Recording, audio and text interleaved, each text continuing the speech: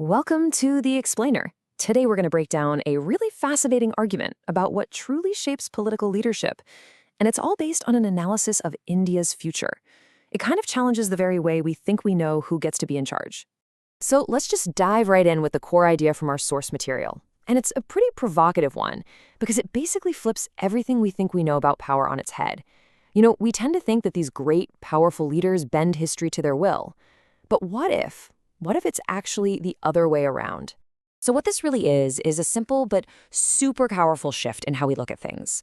It tells us, hey, stop focusing so much on the charisma or the personality of just one person. Instead, it forces us to look at the powerful underlying conditions of the time. The social, the economic, and the psychological currents that are already flowing. So that's the big question, right? If we kind of accept this idea that the era is what chooses the leader, then to understand the future of leadership, we've got to first understand the future of the era itself. What are the key forces that are going to define the entire environment for India's next leader? Okay, so the analysis we're looking at points to six. And these aren't just little trends, headlines that come and go. These are deep structural forces, foundational shifts that are quietly reshaping the entire political landscape. And with it, the kind of leader who can even succeed. All right, so this first batch of forces, it deals with something really fundamental. We're talking about a deep shift in the psychology, the aspirations, and the core expectations of the Indian voter. It's really all about what's changing inside people's heads. So, force number one is urbanization. But wait, it's probably not what you're thinking. It's not just about megacities getting bigger. The real story here is how small towns are starting to think like cities. Thanks to things like smartphones and widespread internet, global culture, new ideas, and different benchmarks, they're arriving everywhere, all at once.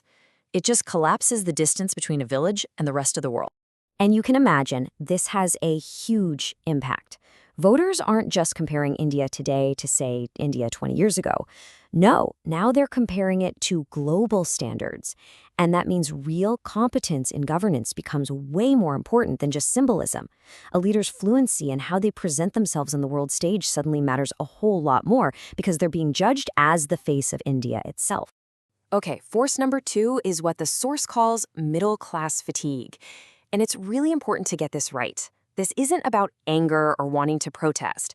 It's more of a quiet, practical exhaustion, a really deep desire for things to just work, for some normalcy and stability after years of constant shocks and big disruptions.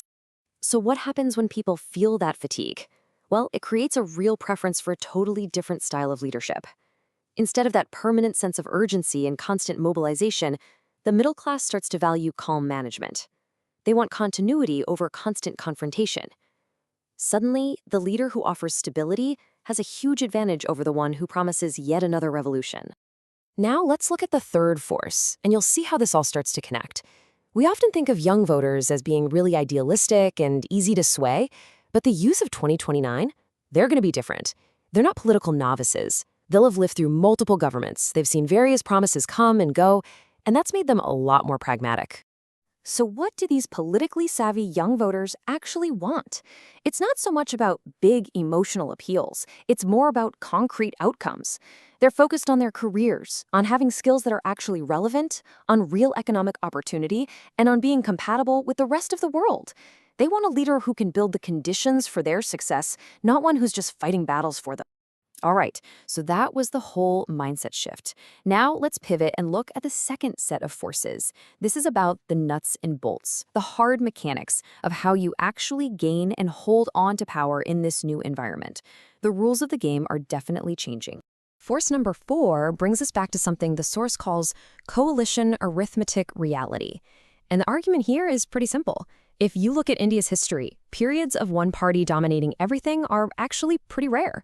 The default setting for Indian politics has almost always been building coalitions, where lots of parties have to work together, and that makes allies and regional partners incredibly important. And this is so important because coalition politics completely changes the rulebook. It punishes leaders who try to intimidate or frighten away potential allies. Instead, it rewards leaders who are broadly acceptable, the ones who can reduce anxiety among their partners and who know how to negotiate. In this world, being acceptable is a form of strength. Force number five, global optics. In a world disconnected, especially with India being a major economic player, leadership is just not a local game anymore. And as the slide says, it's not just about asserting your power, it's about providing assurance to the rest of the world. And why does that matter? Because, believe me, global markets, investors, other governments, they are all watching all the time. And what do they value? They want predictability, they want stability, they want a sense that institutions are being respected. They value a leader who projects calm confidence, not someone who creates a lot of uncertainty. Every single signal has an immediate economic consequence. And that brings us to the sixth and final force, and this one is all psychological. The argument goes that after long periods of high energy, high intensity, and often polarizing politics, societies eventually just get tired.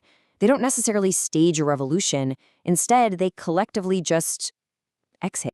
So when a society is in that exhale mode, what are they looking for? Well, it's pretty clear. Less drama, right? Fewer fights, more predictability. It's a moment of recalibration, where the public's appetite for constant political battles starts to fade, and the very definition of what makes a strong leader begins to shift. And this is where the whole definition of leadership can flip. In a society that's exhaling, being calm is no longer seen as a weakness. It's seen as competence. Stability stops being boring. It becomes a sign of strength. This is a really critical psychological shift in what voters are subconsciously searching for in a leader. Okay, so let's put it all together. You take these six massive forces: the new aspirations, that middle-class fatigue, the pragmatic youth, the return of coalition math, the global spotlight, and this collective societal exhale. What kind of leadership profile emerges from all that for the 2029 era? What you get is a world that rewards a very specific leadership fit for the moment. The qualities that become more valuable aren't loudness, they're reassurance. It's not about being in the state of permanent urgency. It's about calm competence. And it's not about disruptive binary thinking, but about being a comfortable fit within the country's institutions. So in the end, this whole framework suggests something pretty profound. It says that before we even start analyzing any single personality, we have to first understand the environment they'll be operating in. It reframes the entire discussion, and it leaves us with a powerful new question to think about as we look to the future. The question isn't who will lead, but rather what will the moment itself demand?